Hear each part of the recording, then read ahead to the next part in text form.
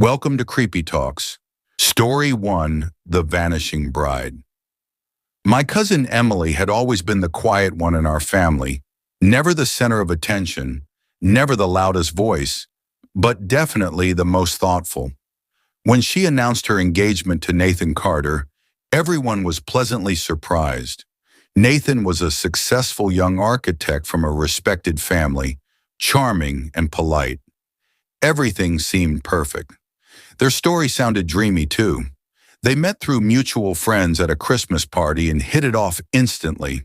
Within a year, the families were already planning the wedding. The preparations began months before the big day. Our entire extended family was excited, especially my aunt and uncle, who couldn't stop talking about floral arrangements and guest lists. Emily seemed happy, though nervous, which we all assumed was normal bridal anxiety. The wedding was scheduled at an old restored mansion outside Savannah, Georgia. The place felt like magic. White columns, vintage chandeliers, and oak trees wrapped in fairy lights. Guests arrived days earlier, and the mansion echoed with music, laughter, and the constant rush of organizing details. Nothing seemed wrong until the night before the wedding. The first warning. Late at night, I was sitting on the mansion's back patio when I saw Emily wandering alone near the dim hallway. She looked troubled, eyes slightly red. I walked toward her. "You okay?" I asked softly. She flinched a little but nodded. "Just overwhelmed," she whispered with a forced smile. Something felt wrong, but before I could say more, her phone buzzed. She immediately answered and walked away from me. Though her voice was hushed, I caught a sentence that froze my blood. "Please, don't come tomorrow. I'm begging you." When she came back, she avoided my eyes. I asked if everything was fine again. She simply said she was tired and went to her room. I convinced myself it was just cold feet. Morning came, bringing chaos. The bridal party, the makeup artists, the flower delivery, last-minute emergencies. Emily was polite but distant. Every time her phone buzzed, her shoulders stiffened. Something wasn't right, and no one else seemed to see it. The wedding day. The ceremony was set for 6 p.m. The mansion garden looked magical. Rose petals scattered along the aisle, string lights glowing overhead, jazz music floating in the air. Guests were dressed elegantly. Photographers snapped candid shots, and caterers hurried from table to table. Nathan and his family arrived in sleek black cars. They were calm, confident, all smiles. Nathan looked handsome in a tailored suit, greeting guests warmly. Meanwhile, Emily was upstairs in the bridal suite. When I went to check on her, she was nearly ready. Her dress was stunning. Lace sleeves, a soft train, pearls along the bodice. But her hands trembled. Her phone buzzed again. She froze. This time I saw the message before she hid the screen. "You promised. Don't marry him." My stomach knotted. "Who is that?" I asked. "No one," she lied. Her voice cracked. Before I could press further, her mother rushed in, fussing about timing and pictures. Makeup artists finished, the veil was placed, and Emily was swept away in a storm of people and instructions. At 6:15 p.m., the ceremony was supposed to start. Guests took their seats. The music began, but Emily didn't come. The vanishing. At first, everyone assumed she was fixing her makeup or taking photos. Brides were often late, no big deal, right? But 10 minutes became 30. 30 became an hour. The photographer went upstairs. He came back pale. "She's not there." The bridal suite was empty. No Emily, no phone, no purse. Her parents panicked.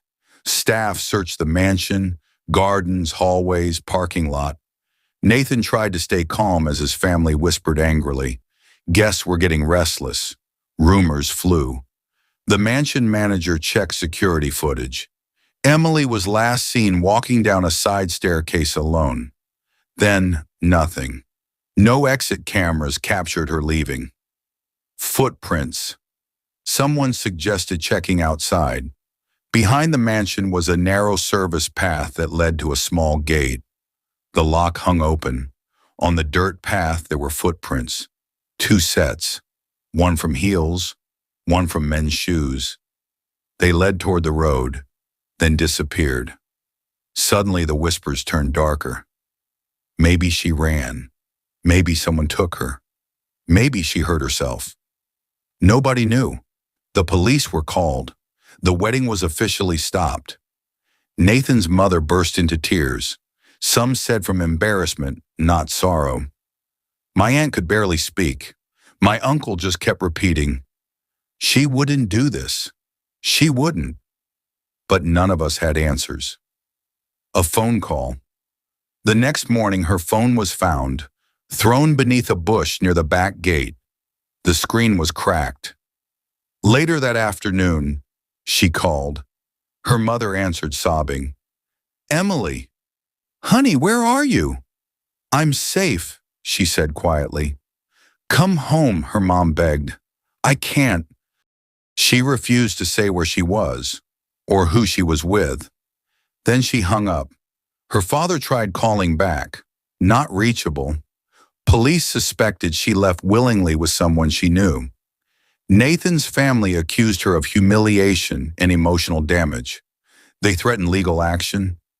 My aunt and uncle stayed inside their room for days, ashamed, heartbroken, confused. The return. 5 days later, Emily came home. She walked into the house quietly, wearing simple clothes and carrying a small backpack. She looked exhausted. Dark circles, pale skin, limp hair, nothing like the radiant bride from before. Her mother ran to her, crying. Her father hugged her so tight he shook. "Where were you? Did someone hurt you? Were you kidnapped?" Emily said only one thing. "I'm not talking about it." She refused to answer any questions, police included. She didn't file any report. She didn't apologize to Nathan. She just shut down. A month later, she moved to Portland for a job, alone. She never reconnected with Nathan. She barely spoke to relatives. Every now and then, she texted her mom, "I'm fine." Nothing more. The only thing that remains is that mysterious message. "You promised. Don't marry him. No one knows who sent it. No one knows where she went. No one knows what happened. All we know is that Emily walked out of her own wedding and never looked back." Story 2. The Storm at Maple Ridge Lodge. My older sister Mia had always been the kind of person everyone loved instantly. Warm, funny, full of life. When she got engaged to Tyler Brooks, it felt like everything was finally lining up for her. Tyler was handsome, charming, and from a wealthy family in Colorado. The two met during a ski trip in Aspen, and within a year he proposed on a snowy mountaintop under the northern lights. It seemed perfect. Maybe too perfect. Their wedding was planned at Maple Ridge Lodge, a luxury mountain venue tucked into the Rockies, surrounded by dense forest, frozen lakes, and winding trails.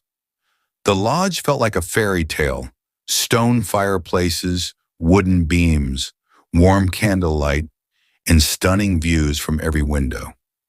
We arrived 2 days before the wedding. The air was crisp, snow piled everywhere, and the sky threatened another storm. But spirits were high. The lodge was filled with friends, family, and laughter.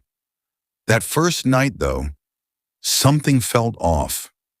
The woman at the window, I shared a room with my younger cousin Ava. Around midnight, I woke to the sound of whispering, soft, broken, emotional. I thought Ava was dreaming, but when I turned toward the window, I saw her, a woman standing outside in the snow.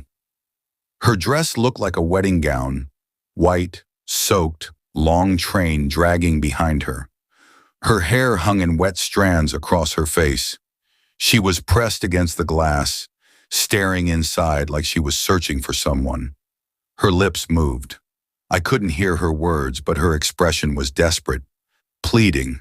I screamed. Ava jolted awake. By the time she looked, the woman was gone.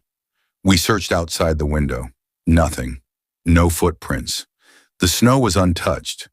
Ava told me I dreamed it. I knew I hadn't. I didn't sleep again that night.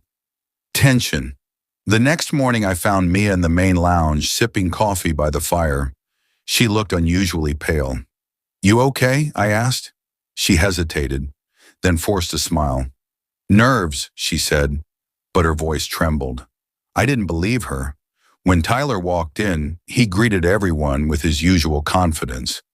But when he saw Mia, something flickered across his face. Annoyance or fear. Hard to tell. A strange chill passed through the room. The secret photo. During brunch, guests took pictures. At one point, I snapped a photo of Mia and Tyler near the fireplace. When I looked at it, a third figure appeared in the background. A woman. The same woman I'd seen outside the window. Wedding dress dripping, hair covering her face. I blinked. Looked again. She was gone from the photo, like the camera glitched, or like someone, or something, didn't want to be seen. My hands shook. I didn't tell Mia. Not yet. Maybe I was imagining things. Maybe I was stressed. But deep down, I knew the truth. She was real. The storm. The forecast warned of heavy snowfall, but the wedding planners insisted everything would be fine. By evening, the storm began. Roaring winds, thick snow, lightning splitting the sky. It felt unnatural, like the mountain itself was angry. We gathered in the lodge's ballroom for the rehearsal dinner. The atmosphere felt uneasy, people flinching every time thunder boomed. The lights flickered. The fire crackled too aggressively, sending sparks onto the floor. When Tyler stood to give a toast, the room strained into silence. "To a love that nothing can break," he said, smiling at Mia. Just then, a violent gust slammed against the windows. Glass trembled, candles went out, and over the howling storm came a scream. Everyone turned toward the wide glass doors leading to the patio. There she was, the woman in the wedding dress, standing outside, white gown whipping in the wind, skin deathly pale, eyes trained on Tyler. Every guest froze, but when lightning flashed, she vanished. Tyler's face drained of color. Mia dropped her glass. The storm raged harder. The rehearsal was canceled. Maya's confession. That night in her room, Mia told me the truth, and it wasn't at all what I expected. Months before meeting Tyler, she said, he had been engaged to someone else. Amelia Wright, a nurse from Boulder. They were supposed to get married at Maple Ridge Lodge, but on the night before their wedding, Amelia disappeared. No one ever found her. Rumors spread, runaway bride, mental breakdown, secret affair, but nothing was proven. Tyler refused to talk about it. The family took legal action to bury the case. Mia only learned about Amelia after getting engaged. Tyler told her it was a mistake of the past. But then, a week before the wedding, Mia began receiving calls. No voice on the line, just breathing. Then messages. "He promised me. Don't marry him. He's lying," from an unknown number. When I whispered, "Do you think she's dead?" Mia didn't answer. She just stared out the window, trembling. The night before everything escalated after midnight, we heard shouting from the hallway. When we ran out, we saw Tyler punching a wall, knuckles bleeding. He kept yelling, "She's gone! She's gone! I buried her!" The lodge staff restrained him and called a doctor. He was sedated and taken to a private room. Guests were shaken. Rumors exploded. Some quietly packed their bags, planning to leave at sunrise. But no one could leave that night. The storm was too violent. Roads were shut, so we were trapped. With a missing bride, a haunted mountain, and a groom with a secret. The blood in the snow around 3 a.m., the fire alarm blared. People rushed toward the back exit. Outside on the snowy staircase, a trail of blood led into the woods. Fresh, bright red against the white snow. The wind howled, and somewhere beyond the trees, we heard a woman crying. Mia grabbed my hand. "That's her," she whispered. "Amelia." We followed the trail. The forest felt alive, shifting shadows, heavy branches twisting like hands. The path led to a frozen lake behind the lodge. There, floating in the icy water, was a body, a drowned woman. Wedding gown flowing around her like a shroud, hair covering her face. Someone screamed. I couldn't move. Slowly. The woman sat up. Water streamed from her mouth. Her eyes were completely white. She pointed directly at the lodge, then at us. Lightning shattered the sky. We ran. The end of the wedding by sunrise, the storm stopped. Police arrived. Search teams went to the lake, but found nothing. No body, no footprints, no traces at all. Tyler was missing too. His bedroom window was open. Snow on the floor, curtains moving. He never returned. The wedding was called off. No explanation was ever given publicly. The Brooks family paid to silence rumors. Mia moved away to California. She refuses to talk about it. Every year on the anniversary of the wedding that never happened, she gets white roses delivered to her apartment. No sender name, just a card. He was mine. She throws them away every time. But once, she kept the card. That night she heard whispering outside her window. A woman's voice, soft broken, begging. He promised me. Story 3, The Forgotten Guest. When my childhood friend Claire Peterson told us she was getting married, everyone was thrilled. Claire was the kind of person who always shone. Bright smile, loud laughter, and a heart too big for her own good.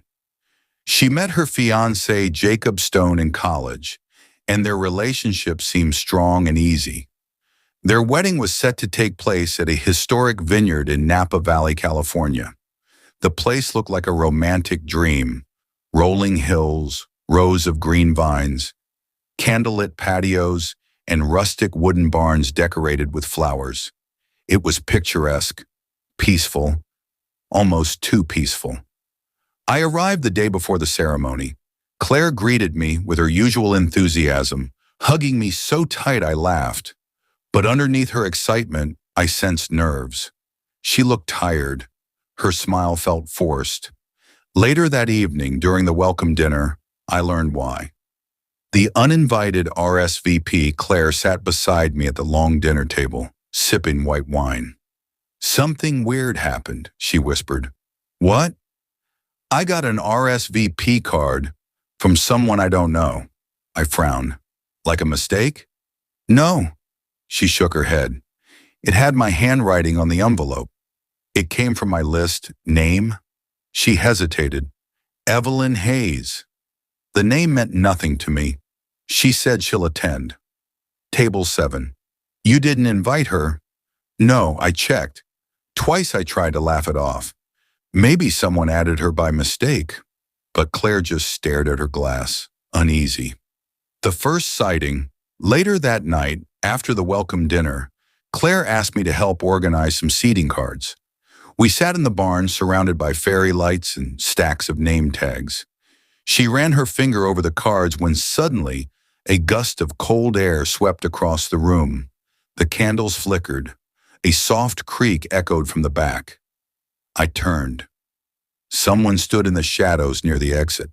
A woman, pale, tall, dressed in black, her long dark hair covering most of her face. She stared silently.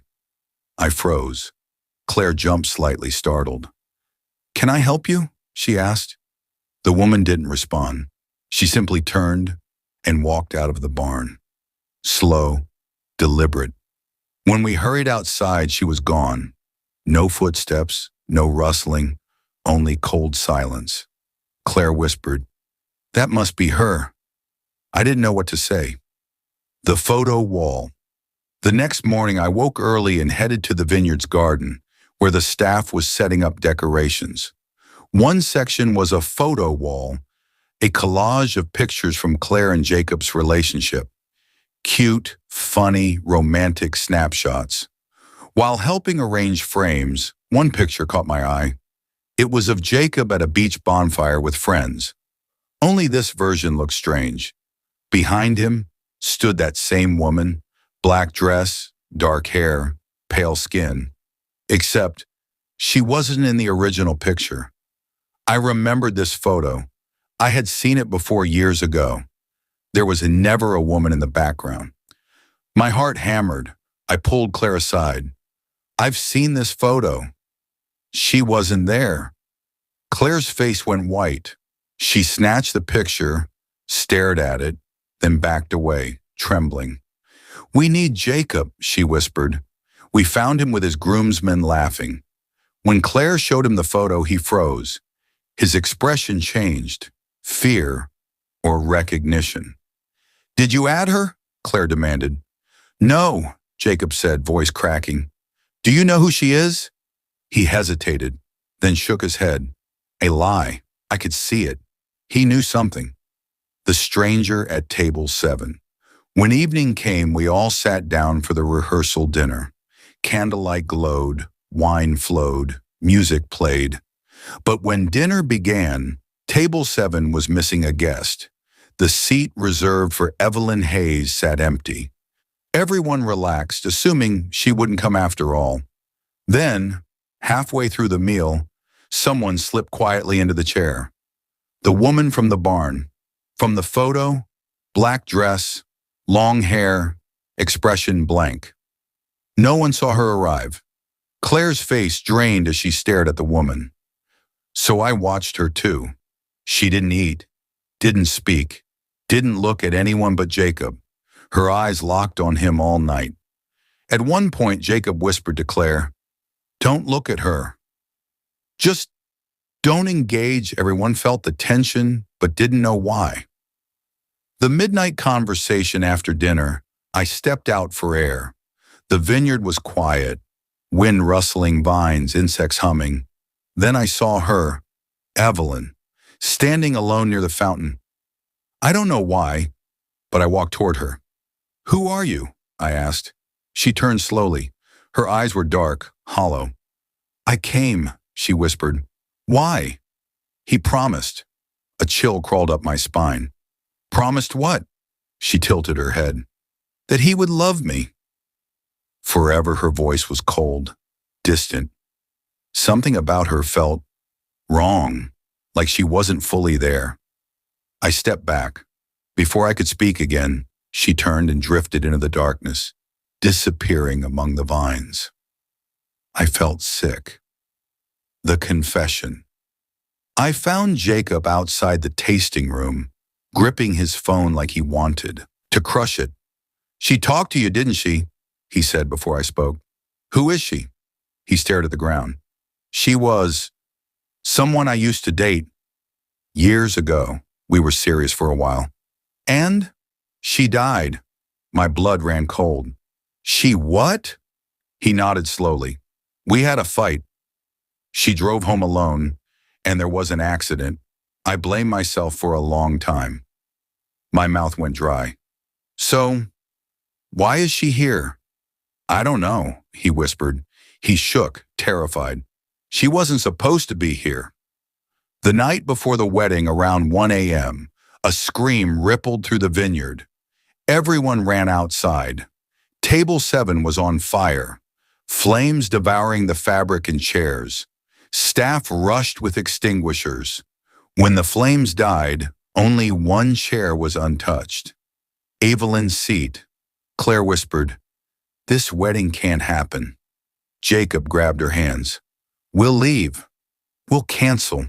We'll go anywhere you want." But it was too late. A cold breeze swept through the vineyard.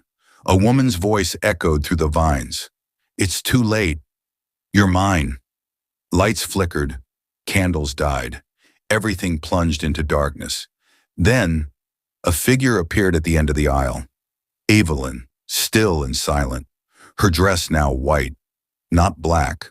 A wedding gown. Her face, no longer human. Eyes entirely black. Mouth stretched unnaturally wide. She stepped forward, and every vine around us began to writhe, curling upward like living snakes. Jacob screamed, grabbing Claire's hand and running toward the main house. The vines lashed at him, ripping his shirt, clawing his skin. Claire tried to help, but something invisible pulled her backward. I grabbed her hand, struggling, but she was yanked from me, dragged across the dirt. Jacob sprinted into the vineyard, but Evelyn was already there. Her hand clamped onto his wrist. He froze, lifeless, eyes staring. The vines wrapped around him like ropes and dragged him toward the darkness. He vanished, just like that. Gone. Aftermath, police searched the vineyard, the hills, the forest. No sign of Jacob. His footprints stopped between the vines, as if he vanished into thin air. No broken branches, no drag marks, nothing.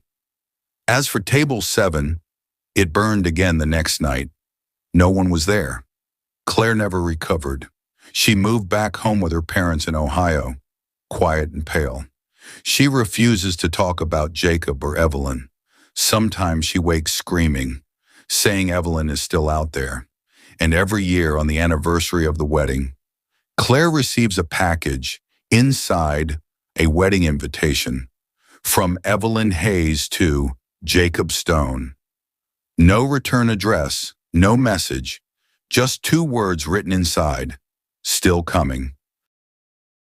Story 4, The House That Said No. When my coworker Lily Morgan told us she'd found the perfect venue for her wedding, she sounded thrilled. She and her fiancé, Evan Reyes, had been searching for months and nothing felt right. Too expensive, too small, too commercial. Then they found the Hawthorne Estate, a massive Victorian mansion outside Charleston, South Carolina, surrounded by thick forest and marshland. The photos were breathtaking. Wide porches, stained glass windows, tall oak trees draped in Spanish moss. The price was oddly cheap for such a grand venue, but Lily just figured it was a hidden gem. It wasn't. Some things are hidden for a reason. The first visit. I wasn't at their initial tour, but Lily told me about it later. When she and Evan pulled up, they were enchanted. The house glowed in late afternoon sunlight, looking straight out of a movie. A woman named Mrs. Hawthorne greeted them, an older lady with sharp eyes and a stiff smile. She showed them around. The ballroom full of dusty chandeliers, the long hallways lined with antique portraits, the garden where faded roses still clung to life. Everything seemed perfect, except for a locked door beneath the main staircase. "We don't use that room anymore," Mrs. Hawthorne said. When Evan asked why, she answered only, "It's better that way." They brushed it off. People lock rooms in old houses all the time. They signed the contract that evening. The guest list issue. A few weeks later, invitations went out, but strange things started happening. First, several invitations came back, not marked as wrong address, but burned around the edges, as though someone held a flame to the envelopes. Then one invitation was returned with a handwritten note. "This house does not welcome them." There was no signature, no explanation, just those words. When Lily called the recipients, none of them had written the message. Nervous but optimistic, Lily blamed postal damage or a prank. But the house wasn't done. The weekend arrival, I drove to the estate 2 days before the wedding to help Lily set up. The mansion looked beautiful from the outside. Bright morning light, moss waving, birds singing. But stepping inside felt different, cold, still, like the house was holding its breath. Mrs. Hawthorne greeted us, but something about her seemed distant. She spoke slowly, her eyes often drifting to the staircase, where that locked door remained. When I asked about the house's history, she smiled tightly. "Old homes carry old stories," she said, "some better left untold." Then she walked away, charming. The sound under the stairs. That night, while setting up tables, we heard noises from beneath the staircase. Soft knocks, scratching, like something or someone was inside. Evan jokingly said, "Maybe it's raccoons." But the door was metal, thick, with no gap at the bottom, not the kind of door used for storage. I put my ear to the wood. A faint sound came back, whispering. I jumped back, heart pounding. Evan said it was the wind, but there was no draft. When we asked Mrs. Hawthorne about it, she simply said, "The house settles at night." Except that wasn't settling. That was language. The photograph. The next morning, the photographer arrived. He was walking around taking reference shots when he suddenly called us to the foyer. He showed us his camera screen. In the photo of the main staircase, a woman stood at the bottom. White wedding dress, black veil over her face, hands clasped as though waiting. But no one had been there when he took the picture. He checked the room again.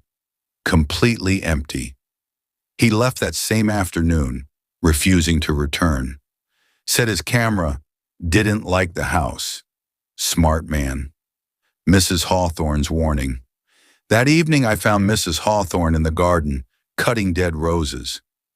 "These weddings," she muttered, "always end the same way." "What do you mean?" I asked. She looked up, eyes sharp. "The house chooses," she said, "and when it says no, best to listen." I tried to ask more, but she changed the subject. She handed me a single rose, dead brittle petals, stem cut short. "For the bride," she said. I didn't take it. The first nightmare, we stayed in the estate's guest rooms. I shared a room with another bridesmaid, Sophie. Around 2 a.m., Sophie woke me, shaking. "There's someone in our room." I snapped awake. The room was cold, pitch dark. Then, a slow rustling sound. I reached for my phone flashlight, and there she was. A woman standing in the corner, wedding dress, black veil, motionless. I couldn't move, couldn't breathe. She lifted one gloved hand and pointed toward the hallway. My voice caught. Sophie grabbed my hand. Then the woman vanished, just gone. We slept with the lights on. The bride who wasn't the next morning, Lily, looked terrible. Dark circles, shaking hands. "I saw her," she whispered, "in my room." She described the same woman, the same veil, the same silence.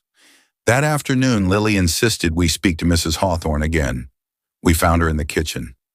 "Who is she?" Lily demanded. Mrs. Hawthorne paused before answering. "There was a bride," she said, "many years ago, married here, but she never left." She wouldn't say more, just told us to stay away from the locked room. So naturally, we went straight to it. The room under the stairs. Late that night, Evan found a ring of old keys in a drawer. We knew it was a bad idea. We tried anyway. One key fit. The lock clanked open. The door creaked, releasing a breath of cold, stale air. We stepped inside. The room was small. Stone walls, dirt floor, no windows. At the center sat an old wooden chair. On it lay a torn wedding dress and a dried bouquet. On the wall behind the chair, scratched deep into the stone, "She said no." I felt my stomach twist. Then, footsteps behind us. We turned. The door slammed shut. Pitch black. Someone whispered, right beside my ear. "Get out!" I screamed. Evan forced the door open again. We ran. Mrs. Hawthorne stood at the top of the stairs. She looked angry. "You were warned," she said softly. Wedding day. We begged Lily to cancel. She refused. "We've spent too much," she said. "We'll be fine." But she looked like she didn't believe her own words. The ceremony took place on the back lawn. Chairs, flowers, soft music.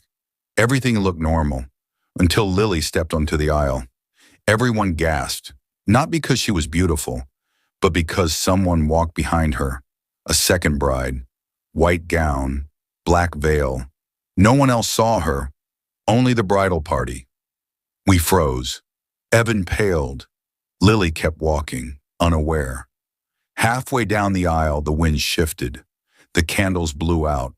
The sky darkened, and the veiled woman stepped forward. She walked straight through the guests, passing through them like mist. She stopped at the altar in front of Evan, lifted her veil. Gray skin, hollow eyes, mouth stitched shut. Evan collapsed. Lily screamed.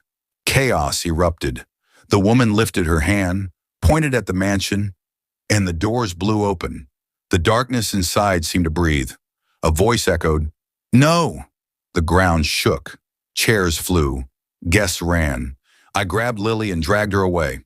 Evan remained on the ground, eyes open, unmoving. Lily never saw him again. Aftermath. The Hawthorne estate was condemned 2 weeks later. Still stands, but no one goes near it. Mrs. Hawthorne vanished. House empty when police came. Evan was never found.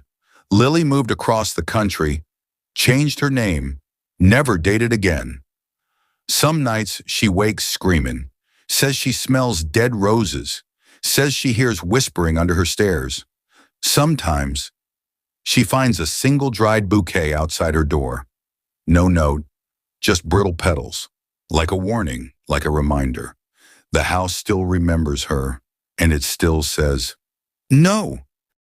Story 5, The Last Dance. My father's childhood friend, Daniel Carter, owned a lodge deep in the Rocky Mountains of Colorado. Remote, peaceful, surrounded by snowy peaks, it was the last place you'd imagine tragedy. His daughter, Madison, was getting married to her college sweetheart, Jack Harris. They were both outgoing, adventurous, and deeply in love. The kind of couple people assumed would last forever. But forever is a funny word. Sometimes it's too short. The lodge. My family arrived 3 days before the wedding. The lodge was stunning. Dark wood, tall glass windows, a massive stone fireplace. Snow fell steadily, and pines loomed like silent giants. Everything felt peaceful, maybe too peaceful. On the first night, Madison showed us around. She looked exhausted, pale skin, restless eyes. "Just wedding stress," she laughed, but her smile didn't reach her eyes. Later, I overheard her whispering to Jack near the kitchen. "She keeps watching me," Jack answered. "She isn't real." Madison glanced over her shoulder. "I saw her again," she whispered. "In my room." I pretended I didn't hear. The woman in white. The next morning, I asked Madison casually if she was okay. She hesitated, then admitted something. "I keep seeing this woman," she said. "White dress, old-fashioned. She just stands there staring." I asked who she thought it was. She shook her head. "I thought it was my imagination. But Jack says the lodge has stories." Stories? I wanted details. But Madison grew uncomfortable. "Forget it. It's nothing." It wasn't nothing. The basement that evening, a few of us helped set up decorations. Jack sent me to the basement to get extra candles. The basement was unfinished. Stone foundation, old furniture, dusty storage items. As I searched, I noticed a locked metal cabinet. Not unusual, but then I saw the wall behind it, scratched deeply into the stone. "Please let me out." Not carved, scraped, desperate, uneven. My skin prickled. I grabbed the candles and ran upstairs. The morning that night during dinner, Jack stood to toast the upcoming marriage. He seemed nervous, overly tense. As he spoke, the power flickered. Just once. Just long enough for everyone to gasp. Someone at the far end of the table whispered, "She doesn't like the lights." We all turned. No one had spoken. Jack's face went pale. He muttered quickly, "Let's all get some rest. Tomorrow is a big day." People shuffled away quietly. Madison didn't move. She stared at the dark hallway, shaking. I followed her gently. "What's wrong?" I asked. She whispered, "She's angry we're here." The night before I couldn't sleep. Every creak of the lodge felt deliberate. Around 2 a.m., I heard footsteps in the hall. I cracked my door. A woman stood by the window at the end of the corridor. White gown, long hair. Back turned to me. I thought it was Madison. "Hey," I whispered. "You okay?" The woman turned. Her face was gone. Smooth skin, no eyes, no nose, no mouth. I slammed my door. Something scratched the wood from the other side. Slowly, dragged downward. Then silence. I didn't open the door until sunrise. The wedding day by morning, everything looked normal again. Sun reflecting off snow, hot drinks by the fire, laughter in the kitchen. It felt like the lodge was trying to pretend. The ceremony took place outside. White chairs lined the snow. Flower petals scattered like confetti. The snow had stopped, leaving the world crisp and bright. Madison walked down the aisle looking tired, but her dress was beautiful. Jack stood waiting, smiling nervously. The officiant began. Barely 3 minutes in, the wind hit, hard. Petals swirled, chairs toppled. The sky dimmed as clouds rolled over. Then the woman appeared, in the aisle, between Madison and Jack. No one else reacted. No one saw her, except me. Her faceless head tilted. She raised one arm and pointed at Madison. Madison froze. The officiant continued speaking, oblivious. The woman moved closer. Then, Madison screamed. Everyone stopped. "What's wrong?" Jack shouted. Madison backed away, trembling violently. "She's here," she cried. "Make her stop." Guests looked around, confused. Jack tried to take her hand. She jerked away, screaming louder. The woman vanished, but the damage was done. The ceremony collapsed into chaos. Guests led Madison inside. The officiant and Jack tried to calm everyone. I followed. The attic inside, Madison tore at her dress, sobbing. "She was touching me," she cried. "She wants me." Jack held her tight. "It's not real," he said. "You're safe." But he looked terrified. We carried Madison upstairs to her room. She refused to stay alone, so I sat with her while Jack talked to his parents. "Please don't leave me," she whispered. I promised I wouldn't. Hours passed. She finally fell asleep. I sat quietly, staring at the window. Then, soft footsteps. Across the ceiling. No. Above the ceiling. The attic. Slow. Deliberate. Then I heard dragging. Like fabric being pulled. I shook Madison awake. "We need to leave," I whispered. We rushed into the hall. I ran ahead to get help. A woman stood at the end of the corridor.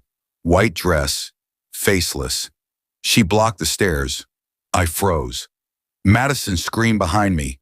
The woman tilted her head and took one step forward. The lights went out. Pitch black. Madison's scream turned into choking. Then silence.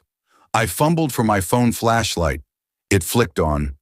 Madison was gone. Just gone. The hallway was empty. Only a trail of wet footprints led upward, toward the attic door. Search within minutes. Everyone in the lodge was searching. Doors opened, lights flicked on, people shouting her name. Jack, wild-eyed, climbed into the attic. I followed. The attic was huge. Boxes, trunks, old furniture covered in sheets. Snow blew in through a broken window. The air was freezing. "Madison!" Jack shouted. A soft cry echoed from the far corner. We ran. The woman stood there, white dress fluttering, head low. Something hung in her arms. A body. Madison. Jack screamed and rushed her. She vanished. Madison's body fell to the floor. I reached her first. She was freezing, barely breathing. Her eyes flickered open. "She wants a dance," she whispered. Then her body stiffened. She began to convulse. Jack held her, sobbing. I looked up. The woman hovered above us, dress floating like smoke. Then she dropped, straight into Madison's body. Madison's back arched, her mouth opened in a silent scream. When she stood, she wasn't Madison anymore. Her eyes were black, her smile wrong. She grabbed Jack's hand. "Let's dance," she said. Her voice wasn't hers. The last dance music began to play, from nowhere. A slow, haunting violin. Madison, no, the thing wearing her, pulled Jack close. They danced, twisting, spinning, faster. Jack struggled, but her grip was iron. She dragged him toward the open window. Snow roared inside. Jack screamed for help. I ran, grabbed his arm, but she shoved me away effortlessly. She whispered in Jack's ear, "You're mine." Then she leapt, taking him with her. They fell into the snow below. Silence. Jack's body was found hours later, broken, frozen. Madison was never found. Aftermath, we left the next morning. Police investigated, but nothing made sense. They called it an accident, hypothermia, hysteria. No one believed what we saw. The lodge was abandoned 6 months later. Daniel moved away. He refused to speak of it ever again. Sometimes when the wind is just right, hikers say they hear music coming from the empty lodge. A violin, soft footsteps, a woman laughing. They say if you get too close, you'll see a bride dancing in the snow. Sometimes she's alone. Sometimes she dances with a partner. But don't watch too long, because if she sees you, she'll want to dance with you too. And she never lets go.